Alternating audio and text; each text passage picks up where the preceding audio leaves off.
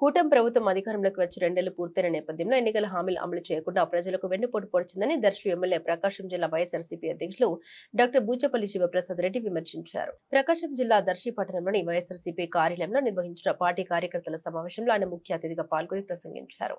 ఈ సందర్భంగా ఆయన మాట్లాడుతూ ఎన్నికల ముందు కూటమి నాయకులు సూపర్ 6 పథకాల పేరుతో ప్రజలకు అనేక హామీలు ఇచ్చి అధికారంలోకి వచ్చారని, కానీ 2 నెలలు గడిచిన వాటిని పూర్తి స్థాయిలో అమలు చేయలేదని ఆరోపించారు.